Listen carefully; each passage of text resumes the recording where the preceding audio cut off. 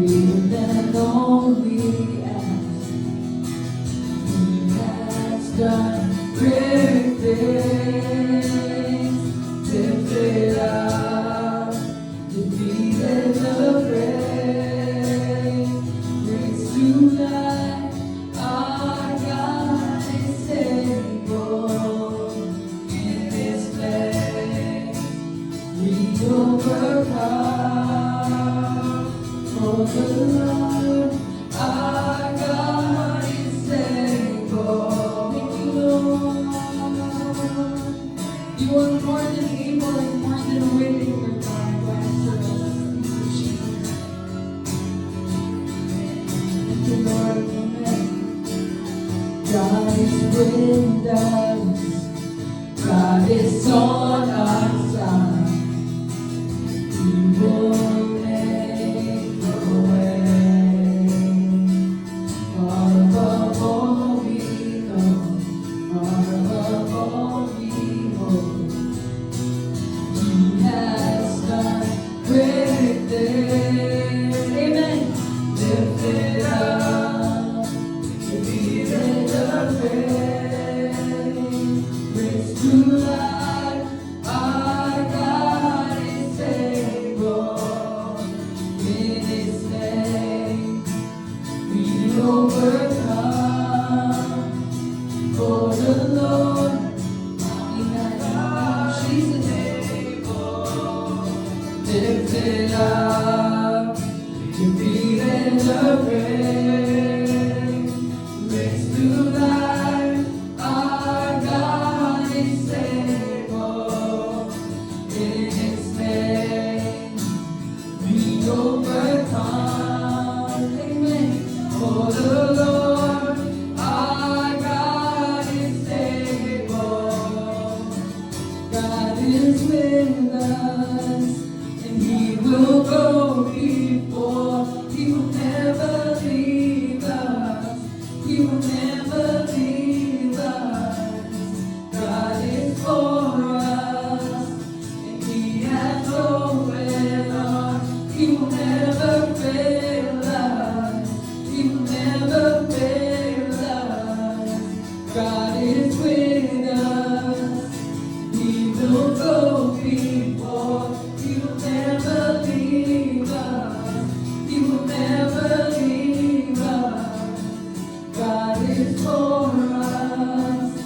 He has opened arms. He will never fail us.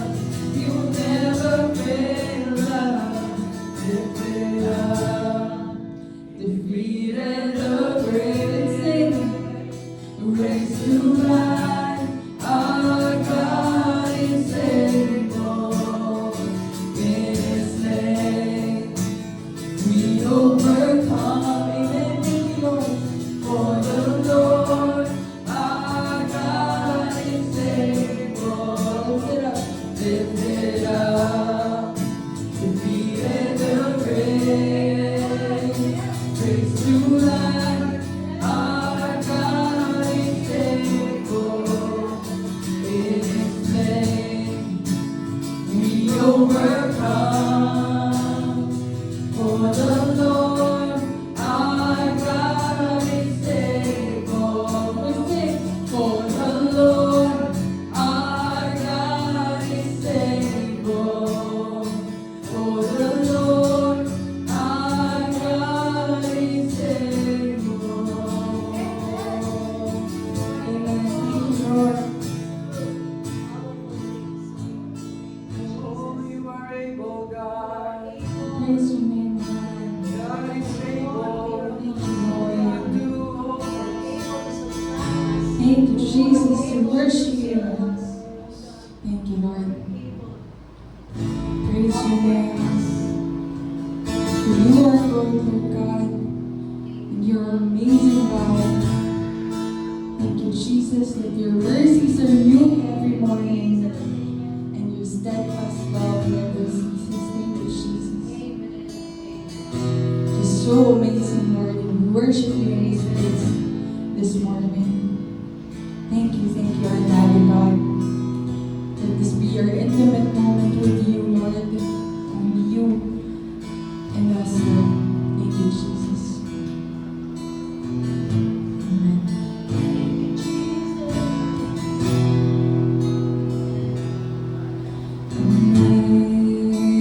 amazing grace, how sweet the sound that saved a wretch like me. I once was lost, but now I'm found. Was blind, but now I see. What was that taught my heart to fear and praise my fears relieved? How precious is that grace of you.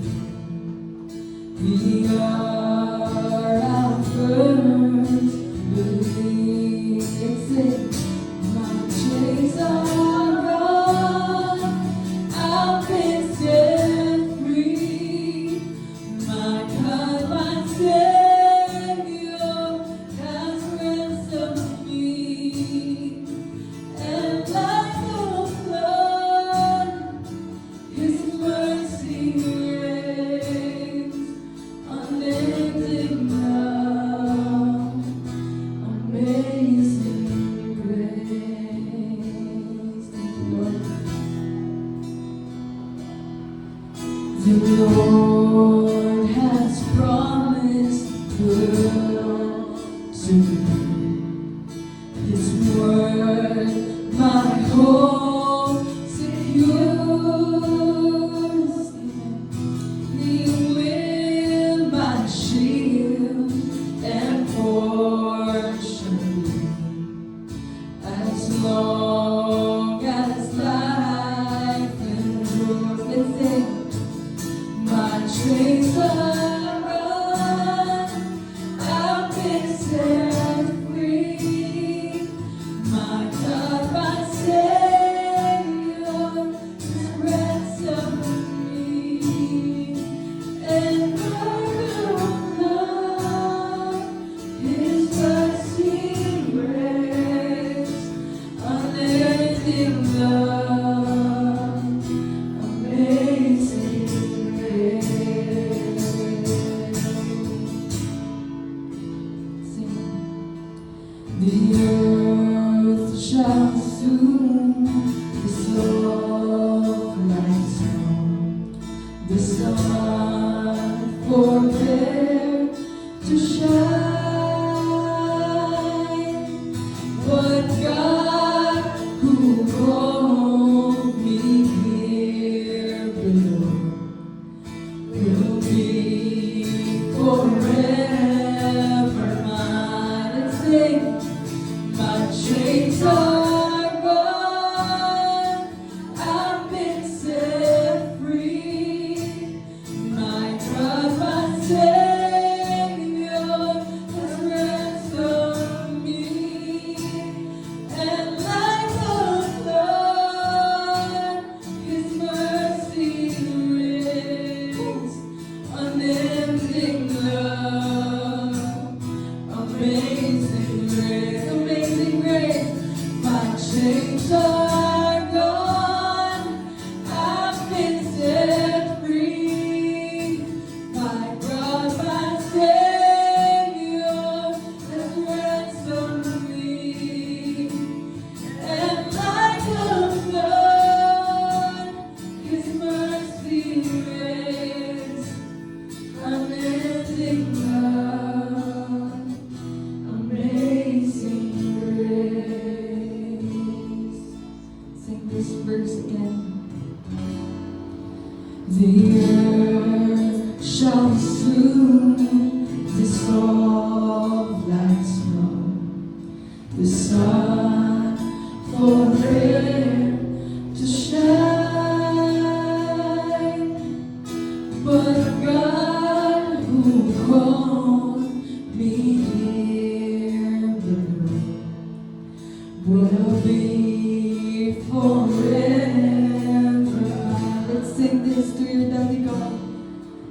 Will be forever mine. Let's sing this. You are You are forever mine. Thank you, Lord. Thank you, Daddy God. Thank you, Jesus, for this intimate relationship we have with you, Jesus. Where you know us through and through, and still you love us through and through. Thank you, Jesus. Thank you, our Daddy God. You're everything that we hold on to in this life and in the life after. Thank you, Jesus. We worship you, we praise your name, for you are good, you are a faithful God, you are a loving God, and you are enough. You are more than enough, Jesus. Thank you for your grace, Lord. In Jesus' name, we pray. Amen.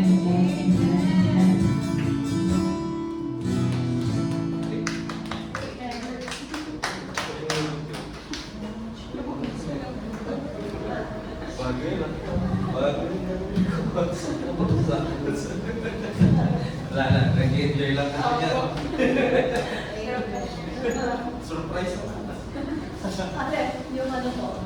Yung kinuha ni Abby na chorus sa... sabi, saan galing yun? Parang nahilugot yun. Bago yun ah. Galing. Thank you Lord for your grace.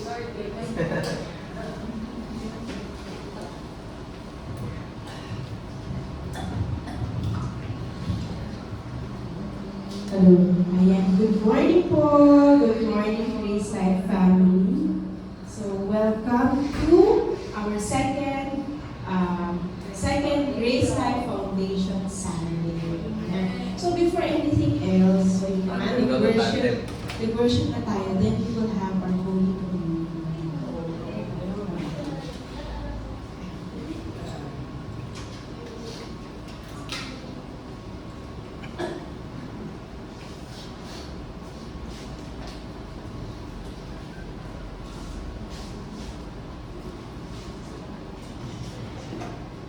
Let's go to Luke 22.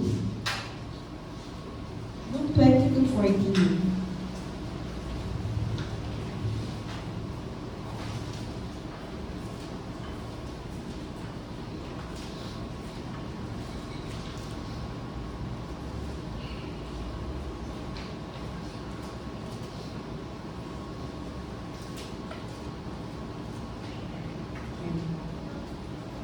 Si Jesus yung nagsasalita. When the hour had come, He sat down and the 12 apostles were with Him. So, ito po yung Passover dinner ni Jesus with the disciples. Nandun na sila sa upper room. So, ayan, if you're familiar with the story. So, when the hour had come, He sat down and the 12 disciples with Him. Then He said to them, verse 15, with fervent desire, I have desired to eat this Passover with you before I suffer. We have desired Jesus to eat that Passover with His beloveds, with His disciples. And this He did also with fervent desire for us. Because you know what? This meal that they will partake has an effect on us today. For I say to you, verse 16, for I say to you, I will no longer eat of it until it is fulfilled in the kingdom of God. This is very interesting. This is the first time He instituted it, and then that's the last for Him, and then the second one until He comes. I'm so excited for that day that we will partake that Holy Communion all together with all the believers and our King Jesus. And that's gonna be a wonderful day. For I say to you, I will no longer eat of it until it is fulfilled in the kingdom of God. Then He took the cup and gave thanks and said, take this and divide it among yourselves, for I say to you, I will not drink of the fruit of the vine until the kingdom of God comes. So, inulit niya ulit. So, si Jesus, He instituted the Holy Communion, or hindi na niya ulitin yung Holy Communion until the day He comes.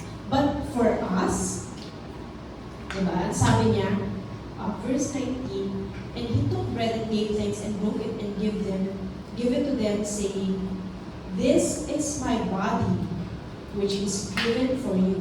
Do this in remembrance of me." So tayo, i-continue natin siya.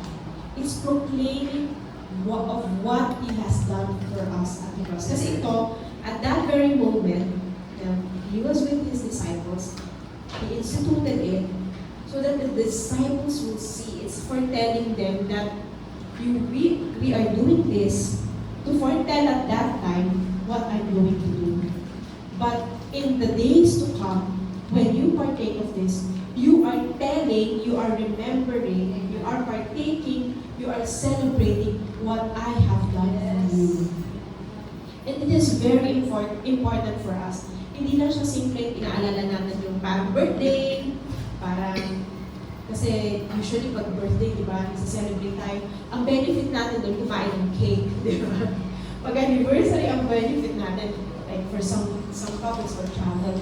Pero ito, ang benefit nito is so much more. It's spirit, soul, and body. So this is my body which is given for you. Do this in remembrance of me. Likewise, it also took the cup after supper, saying, "This is the cup of the new covenant, which is shed for you." So remember, we partake of the bread to celebrate what He has done, because this bread is saying, by the stripes of Jesus, I am healed. Past tense. Whatever symptoms we are experiencing, yes, I know, meron akong so-called sickness season, but God's truth prevails.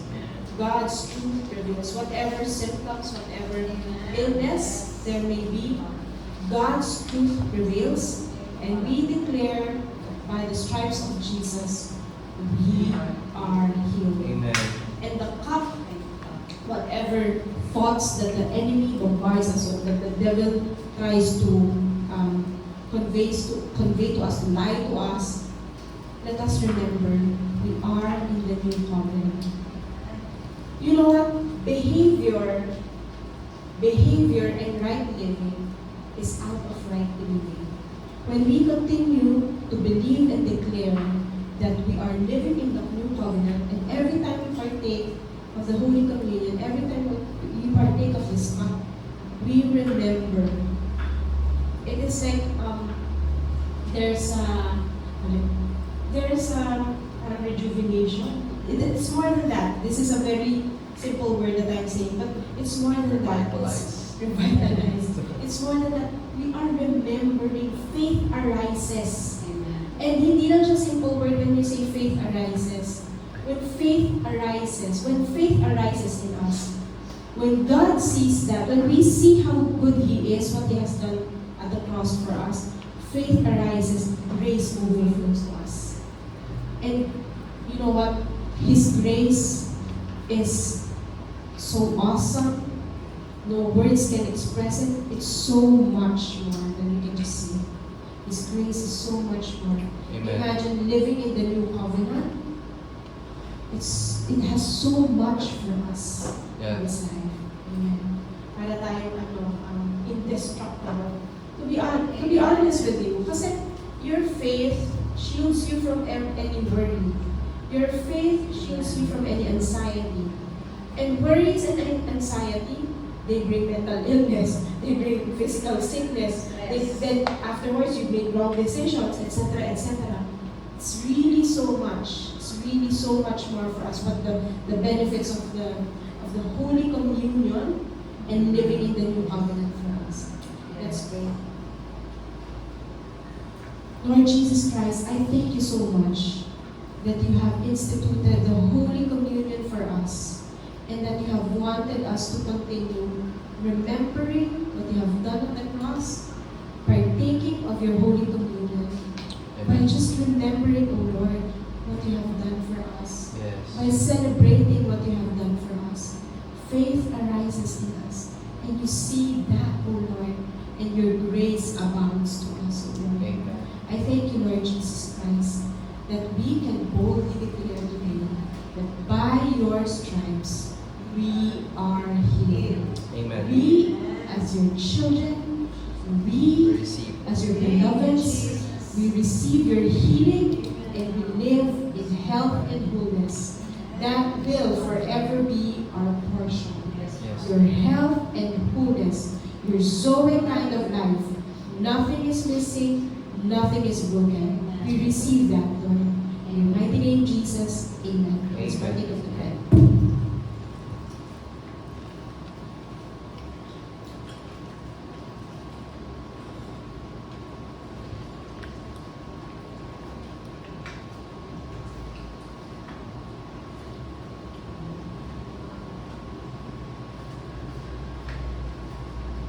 I thank you, Lord Jesus, that every time we partake of the cup, we remember, we celebrate that now we are living in the new covenant. No more condemnation, no more guilt, Yes. but Lord, we live in the righteousness that you have given for us. We Amen. are now called the righteousness of God in Amen. you, O Lord Jesus Christ. I thank you, Lord, that we live in that, we breathe in that, we walk in that, Lord. Yes. Thank you, Lord, that you called us righteous, you called us holy. Thank you, Lord. We praise you, we glorify you, we magnify you in your mighty name, Jesus. Amen. Amen. Thank you, Jesus.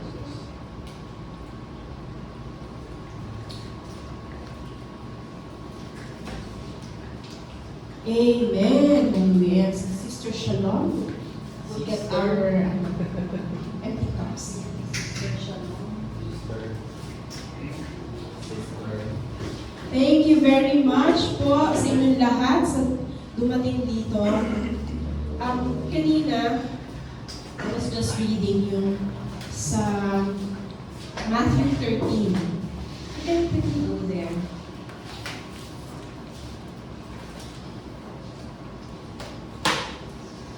Matthew 13. Ayan. I think it's a parable of the sower. Yeah, before we start. On the same day, Jesus went out of the house and sat by the sea, and great multitudes were gathered together to him, so that he got into a boat and sat, and the whole multitude stood on the shore. So imagine niyo, nasa boat si Jesus, nakatayo si Jesus dun sa boat, and then yung multitudes nandun sa shore, dun sa may dalampasigan. Sarap ng sarap ng ambiance, sarap siguro doon tayo sa may tabing dagat, tapos realizing tayo ng word. Sarap, Lord. Okay. Then he spoke many things to them in parables, saying, Behold, a sower went out to sow. As he sowed, some seed fell by the wayside, sa may kalsada, and the birds came, kinain ng mga birds yung mga seed, and devoured them. Some fell on the stony places, dun sa mga mababato. Nakakita naman kayo ng mga mababatong lupa. Amen. Okay. Some fell on the stony places where they did not have much earth, and they immediately sprang up, but they have no depth of earth. Ang babaw daw ng earth.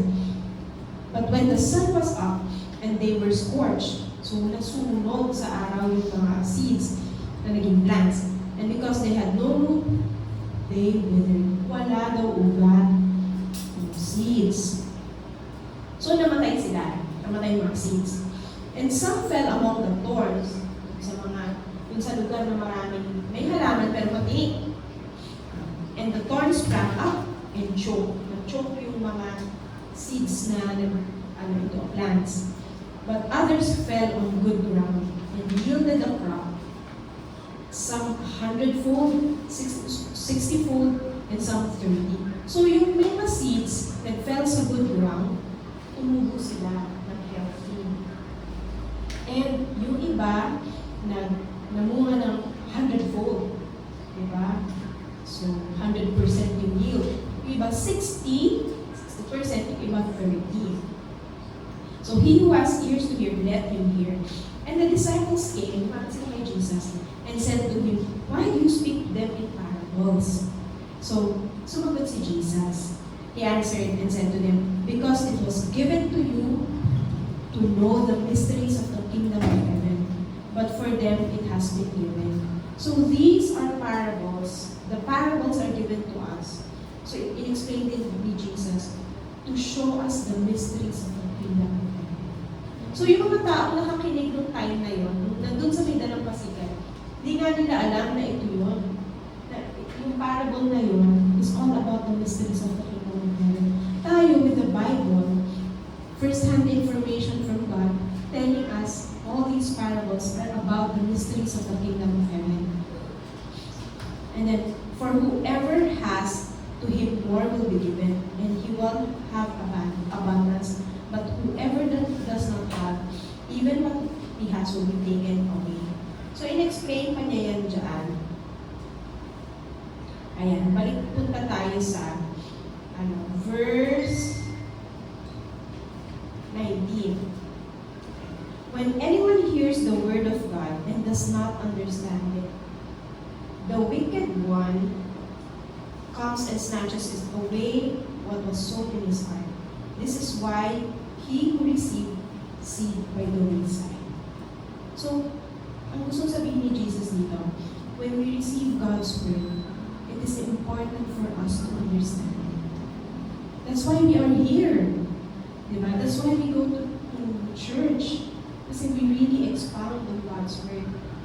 Pastor Reb and I, lalo na si Pastor Reb, it takes him a week to study God's word. And those who also preach here, they take time a week to si Brother Bob, si Brother Carlo, diba? Me, when I speak sa ladies, diba? Sila, sa Sister Isa, Brother Carlo, when they speak sa youth, it takes us a week. And hindi lang siya 1 week na, okay, sa okay, Monday, magpre-prepare ako. Hindi lang siya gano'n. Parang, it takes our life to read and study, and hindi lang siya study na parang mag-exams ako, wala ko siya pag-aaral. We pray to God, Lord, tell us what you want us to see. So, it is important for us to understand, because God's word is really precious. So it means God is telling us it's important for us to understand. And then, okay, verse 20. But he who received the seed on the stony places, this he hears the word, narinig ang word, and immediately receives it with joy. Saya niya. Praise God, di ba? Yun din naman talaga tayo. When we receive God's word, we receive it with joy. Pag nakarinig ba tayo ng good news, good news. Di ba? Walang gano'n. Di ba? Pag nakareceive ka ng magandang balita, di ba? Sister Maribel, nanalo ka 1 million. Yung parang 1 million na yung niya, hindi yan gano'n, di ba? Yes, 1 million. Akin yan. Thank you. Thank you, Lord, di ba? Gano'n. So, yung word ni God is more precious than 1 million. So, yan. Receives it with joy. Verse 21. Yet has no root in himself, but there endures only for a while. Or when the tribulation or persecution arises because of the word, immediately he stumbles. That's why, again, why we are here. We let God's word, this is a special class or a special session, to let God's word take root in us. Because definitely, in this world, there's tribulation or persecution. God did not promise bed of roses, but God promised us His power, and His power is in His word. So let God's word root in ourselves, so that when tribulation or persecution arises, we will not stumble. Sabihin niya natin, God's word will take root in my heart. When tribulation or persecution arises, I will not stumble. Verse 22. Now he who received the seed among the thorns is he who hears the word and cares for this world, and deceitfulness of the riches choke the word, and he becomes unfruitful. So ano siya? Lito siya. So, na-receive niya yung word, narinig niya yung word, di-receive niya. Pero parang nalilito siya. Gusto pa rin niya yung cares of the world. May riches, may ganun siya. So, nalilito siya. We don't want to be like this, unfruitful. And God desires for us to be fruitful as well. Amen. Sabihin naman, God desires for me to be fruitful. Verse 23, but he who received seed on the good ground is he who hears the word, understands it, and who indeed bears fruit and produces 100-fold, 60, and 30. Amen. So, I pray and declare all of us, kahit kami, we guard our hearts when we study, when we teach, kasi we could not let pride come into our hearts. Kasi pag, alam ko na lahat yan, then, you know what? It's all the more that we will stop receiving from the Lord.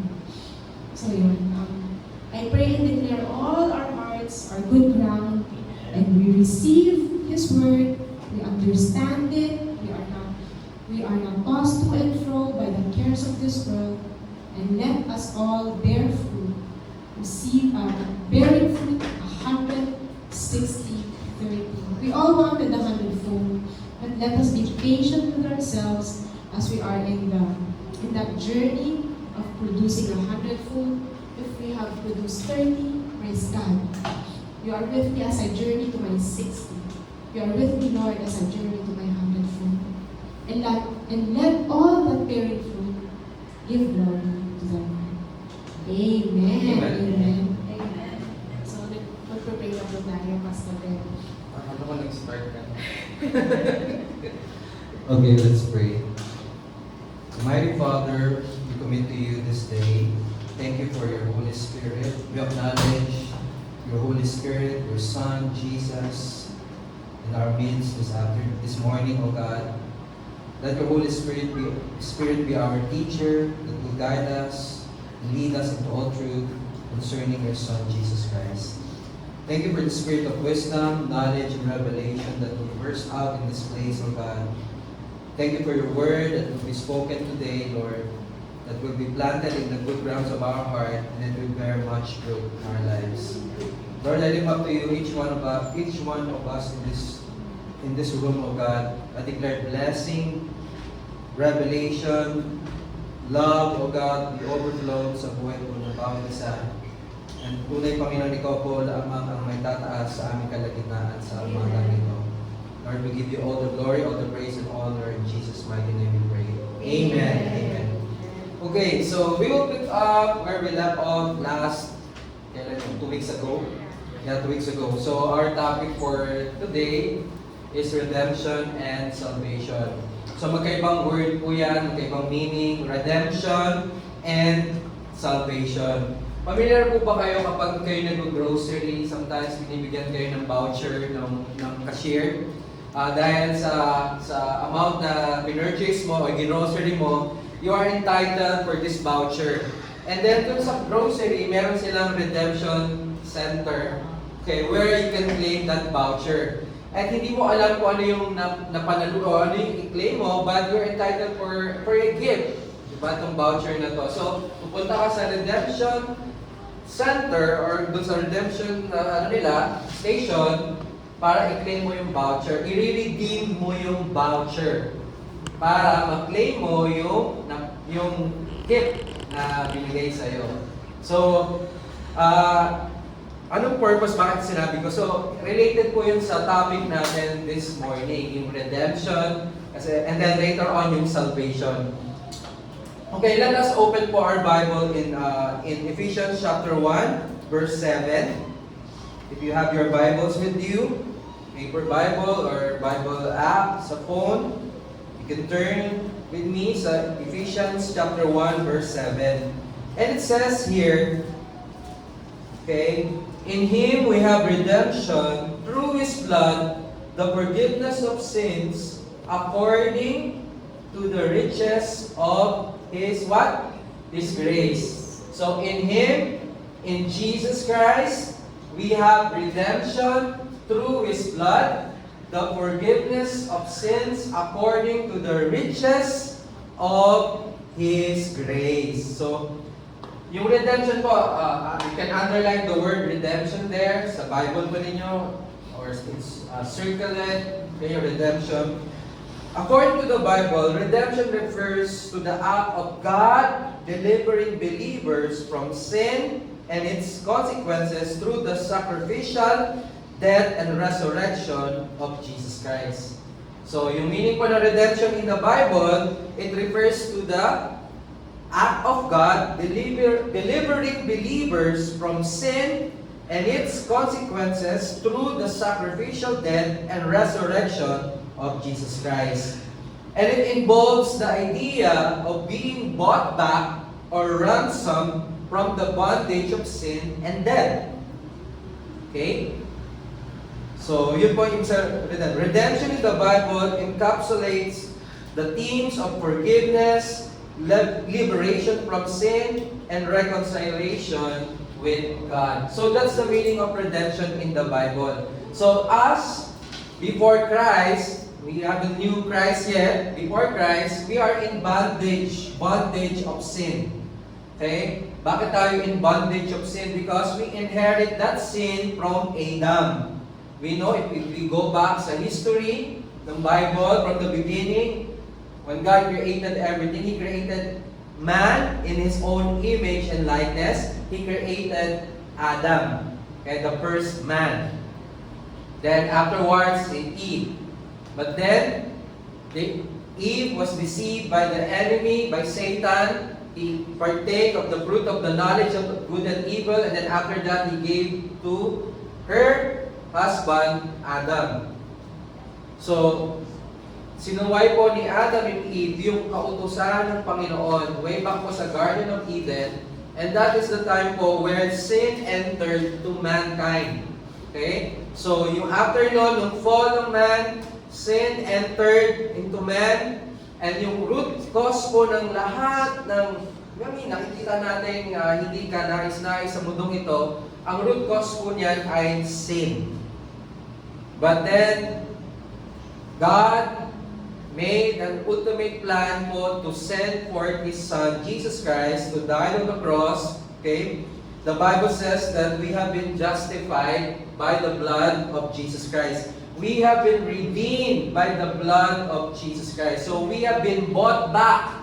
Okay? Sabi ko nga po, yung redemption in the Bible encapsulates the themes of forgiveness, liberation from sin, and reconciliation with God. So, yung blood ni Jesus Christ, okay, wash us, hinugasan tayo sa ating mga kasalanan. Okay? Gaano karaming kasalanan? The Bible tells us, past, present, and future sins. We have been forgiven from all our sins. Past, present, and future. At hindi lamang po nahugasan tayo sa ating mga kasalanan, ibinalik tayo doon sa ating relasyon sa Panginoon. Okay? Because of the blood of Jesus Christ, okay, now we have this union with our Father in heaven. We can call God now as our Father because of the sacrificial offering that Jesus Christ did on the cross. Okay? Punta tayo sa Hebrews chapter 9. Makikita natin doon that Jesus Christ is the high priest of the great things to come.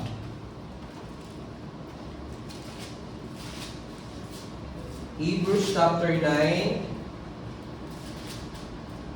verse 11.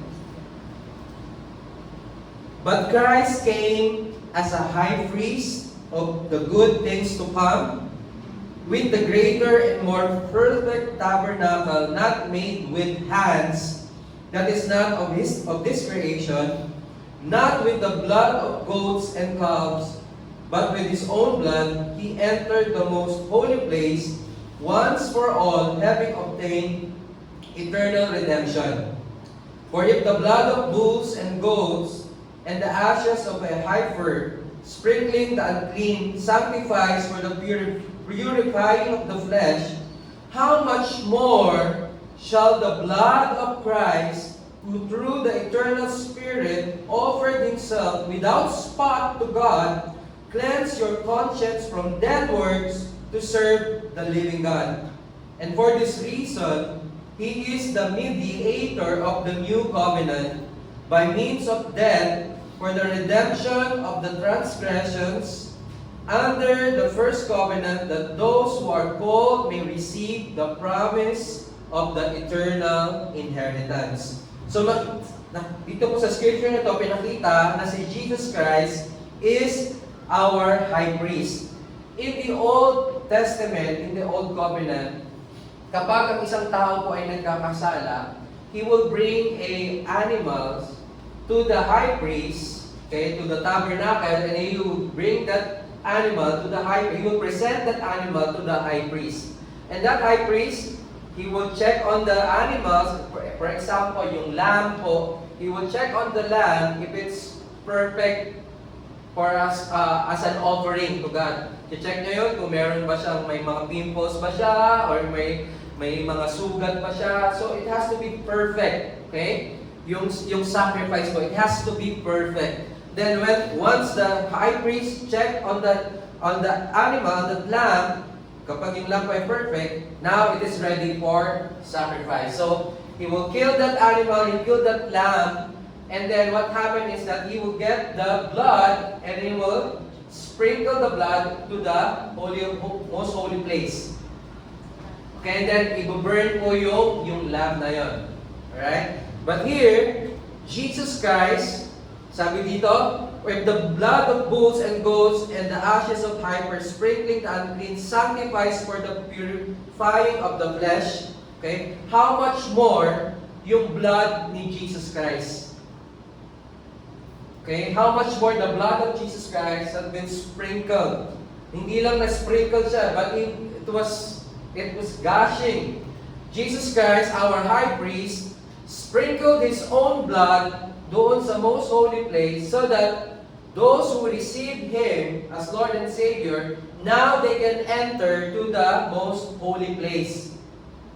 Why they can enter the most holy place? Because wala na silang sense of guilt or shame or condemnation. They have this understanding that they have been forgiven from all their sins. Napatawad na sila sa lahat ng mga kasalanan. At yung blood po ng bulls and goats in the Old Testament, okay, yung sacrifice na gagawin nila is just temporary lang. Just for 1 year. And then gagawin po nila yun all over again and again and again. But the Bible tells us that Jesus Christ offered Himself once and for all. He sprinkled His blood once and for all, so that those who believe in Him may have this everlasting union with the Father. Now that we can enter, now that we are living in the new covenant, okay, if you accepted Christ as your Lord and Savior, you can enter doon sa presence ni God with boldness and confidence, knowing that your sins have been forgiven. Diba? Ayan. So before we proceed, gusto ko lang malaman, sino ang familiar yung sa kwento ni Pastor Red na yung ginagawa nila during the Old Covenant na nag-offer ng animal sacrifices. They sprinkled the blood over the tabernacle so that they can enter the Holy of Holies. Yung ginagawa. Sino pang familiar? Pagkataas ng kamay. Okay lang, hindi na mag-e-exam, hindi ikukulong kapag hindi familiar. Para ma-explain natin ang mas maigit. So, sino po ang familiar so that I can know? Kahit si Shiloh at si Elion. If you are familiar, please raise your hand. If you know what this is all about, that image there. Familiar po? Yung hindi pa familiar, hindi pa. So, sige. Pwede natin i-share itong clip na to. No? So it will not take us time. So meaning, meron pa pong hindi familiar. Sa amin, it's not about i-test kung sino yung may alam, hindi yun. Kasi ang nasa heart namin is mag-grow tayong lahat. Na nandito tayo sa church, pag sinishare yung word, merong hindi nagkukuku moments. Yung parang naiintindi, kasi yun nga, important kay Lord na we understand His word. So, yun din yung nasa heart namin ni Pastor Ed, for all Grace Life family members, His Word. Diba, parati natin sinasabi, sabay-sabay tayong nahalago. So, yun. So, Brother Carlos, Sister Ansa, please remind us to share itong clip na to sa chat group natin. So that Okay. yung mga hindi familiar, they will know. Yeah. So hindi na Ah, that's important yeah, of yeah, time. oo. Okay, so let's go na lang po sa Galatians chapter 4 verse 4.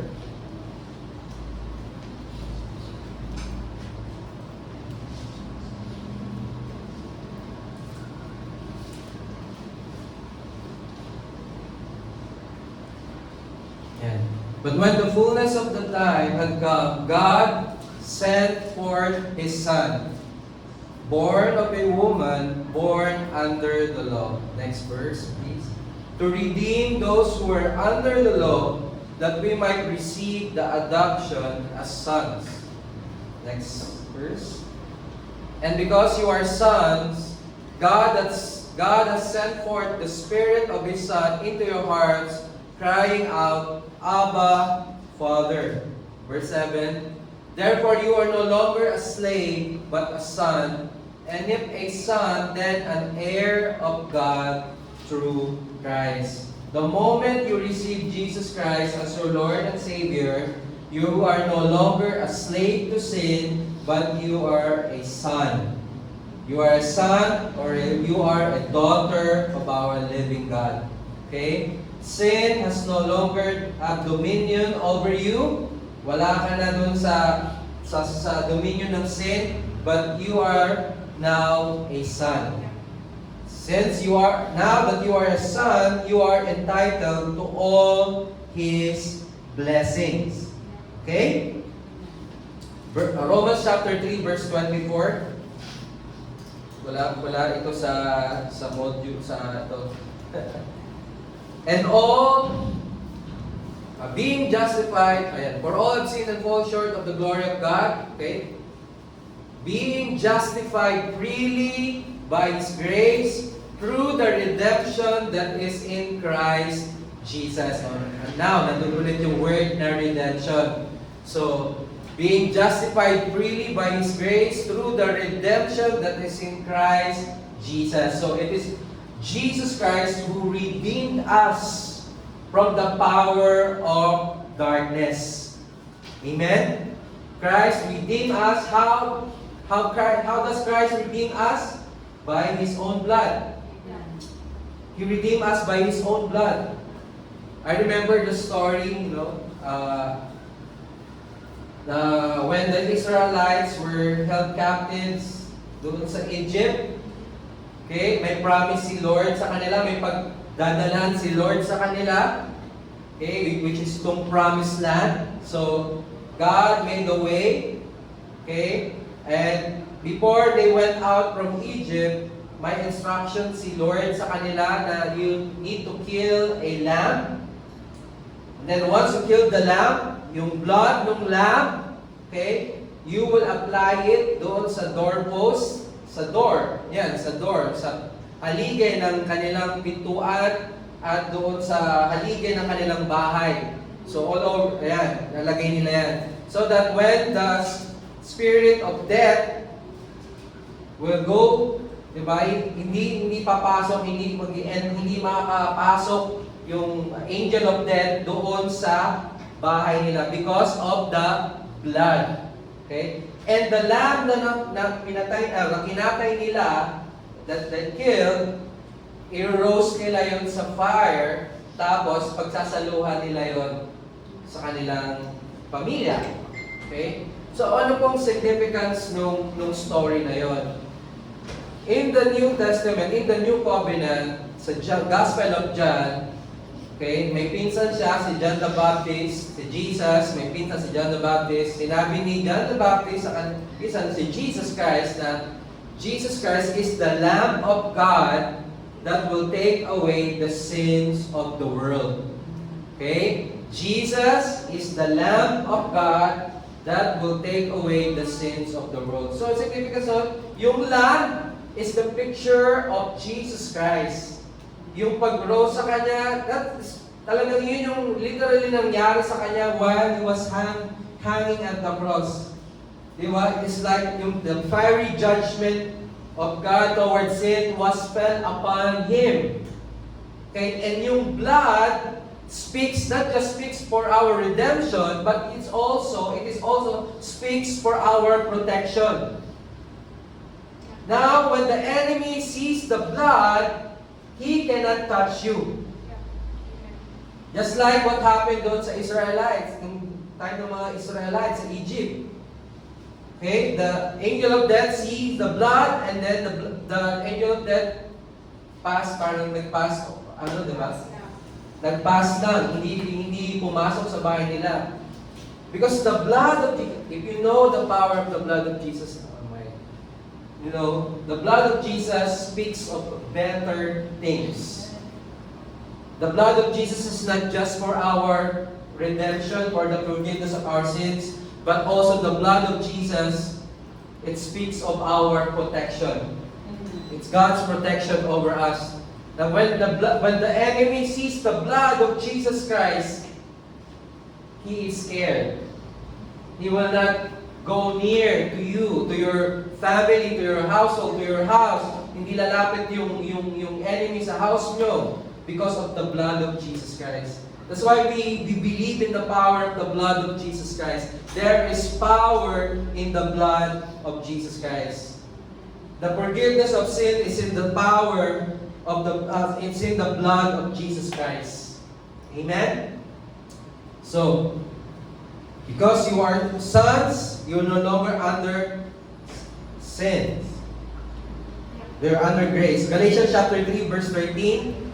Christ has redeemed us. Ayan, yan ulit yung redemption. Redeemed naman, past tense. Christ has redeemed us from the curse of the law, having become curse for us, for it is written, cursed is everyone who hangs on a tree. Last session, lumapit si Ate Abby sa amin na nagsuggest sa amin about this scripture na ma-explain ano ba yung curse ng law? Ano ba yung sumpa ng kautusan? Okay? So magandang pag-usapan ko 'yon. Ano ba 'yon yung curse of the law? So we need to have knowledge about about this verse.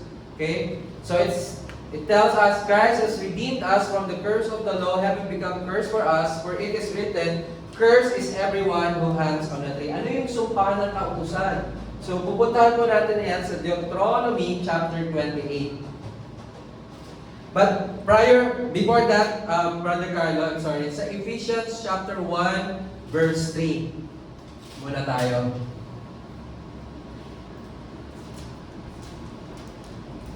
Yan. This is one of my favorite scripture. Pag tinanong kayo, ano yung favorite scripture ng pastor ko? Ito. Blessed be the God and the Father of our Lord Jesus Christ, who has blessed us with every spiritual blessing in the heavenly places in Christ. Okay? Why I love this verse is that it talks about our position in Christ. It talks about our position. It talks about our identity, who we are. Okay? It says here, blessed be the God and the Father of our Lord Jesus Christ, who has blessed us. So past tense again, yung bless us with every spiritual blessing in the heavenly places in Christ Jesus. So yung blessing po, nangyari na siya, tapos na siya, naganap na siya, the moment you put your trust, your faith in the Lord Jesus Christ, the God has already blessed you with every spiritual blessing in the heavenly places in Christ Jesus. So heavenly places, it talks about position. Diba? Heavenly places, diba? Earthly places, heavenly places. Okay, now we can go to Deuteronomy chapter 28. So ano po itong curse of the law na sinasabi sa Galatians chapter 3 verse 13? Yan. Sabi dyan, now it shall come to pass if you what? Diligently obey the voice of the Lord your God, Hindi lamang obey or hear the voice of God, but, sabi dito, to observe carefully all His commandments, which I command you today, that the Lord your God will set you high above all nations of the earth. Okay? And all these blessings shall come. Balik muna tayo ng Brother Carl, verse 1, sorry.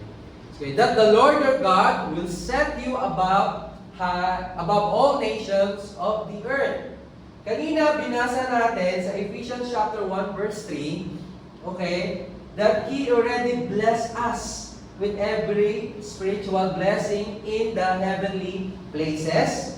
Okay? And also the Bible tells us that we are seated together with Jesus Christ. Where? Saan tayo? We're seated together in the right hand. Sa kanang kamay. Kanang bahagi ng ating Panginoon. Kasama ni Jesus Christ. So we are seated together with Jesus Christ in the right hand of the Father. So that is our position. Our heavenly position. Okay? Dalawa lang naman yan eh. Heavenly and then yung earthly position. Yung physical natin, di ba? Now shall come to pass if you diligently obey the voice of the Lord your God, to observe carefully all His commandments, which I command you today. Yung commandment dito, hindi 10 commandments lang, but 600 plus yan. That the Lord your God will set you high above all nations of the earth. Tanong, naganap na ba na sinet sila ni God high above all nations of the earth? Kasi may condition eh. Diba? Yung unang sentence, kapag sila ay diligent at sinunod nila yung voice ni God at inobserve nila, finalo nila lahat ng commandments na binigay ni God sa kanila, then si God, ilalagay sila doon sa position na mas mataas pa sa lahat ng nations over the earth. Okay? Verse 2, and all this blessing shall come upon you and overtake you because you obey the voice of the Lord your God. So, all these blessings shall come upon them and overtake them because they obey the voice of the Lord their God. Verse 3, may condition, right? Kailangan muna nilang maging diligent na pakinggan, sundin, okay, yung utos ng Diyos. Blessed shall you be in the city and blessed shall you be in the country. Okay, ito yung blessing ha. We're talking about yung blessing, okay, sa pagiging diligent nila sa pag-obey ng voice ni God at pag-fulfill ng commandments ng God. At ito yung mga bagay, blessings na matatanggap nila. Verse 4, blessed shall be the fruit of your body, the produce of your ground, and the increase of your herds, in the increase of your cattle, and the offspring of your flocks. Verse 5, dahil blessing yan. Blessed shall be your basket and your kneading bowl. 6, blessed shall be you be when you come in, and blessed shall you be when you go out. The Lord will cause your enemies who rise against you to be defeated before your face. They shall come out against you one way and flee before you 7 ways. The Lord will command a blessing on you in your storehouses and in all to which you set your hand, and He will bless you in the land which the Lord your God is giving you. The Lord will establish you as a holy people to Himself, just as He has sworn to you, if you keep the commandments of the Lord your God and walk in His ways. Then all peoples of the earth shall see that you are called by the name of the Lord, and they shall be afraid of you. And the Lord will grant you plenty of goods and the fruit of your body, in the increase of your livestock, in the produce of your ground, in the land of which the Lord swore swore to your fathers to give you. The Lord will open to you His good treasure, the heavens, to give the rain to your land in its season, and to bless all the work of your hand. You shall lend to many nations, but you shall not borrow. And the Lord will make you the head and not the tail. You shall be above only and not be beneath. If you heed the commandments of the Lord, inulit ulit. If you heed the commandments of the Lord your God, which I command you today, and are careful to observe them. Paano kung hindi? Paano, what if you are not diligent to heed the voice of God and follow all His commandments? What would be the consequences? Are you still entitled to all these blessings that we read just now? Paano kung, you fail in one? Doon sa commandments na you fail in one. Because in James, in the book of James, it tells us that if you fail in one, doon sa law, doon sa commandments ni God, you already fail everything. You are guilty of all. Paano kung hindi natin ma-fulfill to? Paano kung diligent to obey? Verse 14, Brother Carlo, please. So you shall not turn aside from any other words which I command you this day, the right or the left, to go after other gods to serve them. Verse 15. Yan. Verse 15. But it shall come to pass, if you do not obey the voice of the Lord your God, if you do not obey the voice of the Lord your God, to observe carefully all His commandments and His statutes, which I command you today, that all these curses will come upon you and overtake you. Kanina, binasa natin, verse 1, if you diligently hear the voice of God and follow all His commandments, then all these blessings will come to you. But here in verse 15, kabaliktaran, opposite siya. Okay? So ito yung consequences na kapag hindi mo pinakinggan yung voice ni God at hindi mo sinunod yung kanyang mga commandments, ano yung mangyayari? Here, stated here, okay, if you do not obey the voice of the Lord your God to observe carefully all His commandments and His statutes, which I command you today, that all these curses will come upon you and overtake you. Verse 16, curse shall you be in the city, and curse shall you be in the country. Hindi na natin babasahin kasi puro curse yan. Opposite yan nung nabasa natin from verse 1. Okay? So, what I'm telling right now is that these are the curse of the law. Ito po yung curse ng law na sinasabi dun sa Galatians chapter 3 verse 13 that Christ has redeemed us from the curse of the law, having become curse for us, for it is written, cursed is everyone who hangs on the tree. And in Deuteronomy chapter 28 verse 1, sabi nun, if you carefully, okay, now it shall come to pass, if you diligently obey the voice of the Lord your God. Who is the first one who diligently obeyed the voice of the Lord? It is Jesus. And who is the one who observed all of His commandments? We know Jesus is holy. When He walked on earth, He didn't commit sin. Though He came as a man, He is 100% man and at the same time 100% God. But Jesus didn't give up or didn't give in sa sin. In fact, many times He was deceived. Okay, if you know the story, okay, after Jesus Christ fasted for 40 days, the Spirit led Him to the wilderness, and then He was tempted by Satan, by the enemy. Sabi niya, if you are, di ba? After siya nag-fasting for 40 days, gutom siya. Anong sabi ng enemy ng devil sa kanya? If you are the Son of God, turn this stone into bread. Di ba hungry ka? Di ba nagugutom ka? Turn this stone into bread.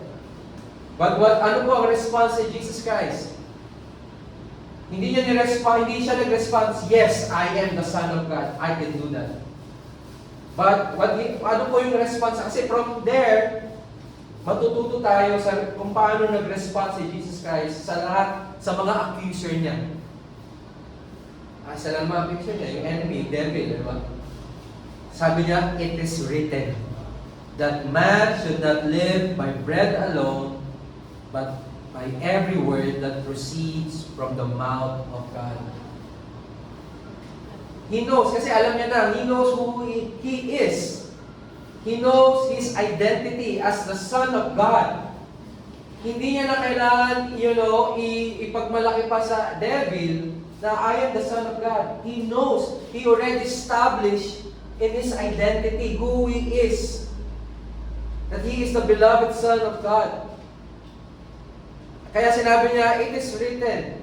So every time the enemy, tinatap siya, it is written. It is the Word of God. Jesus is showing us that tayo din may trials and temptation of God.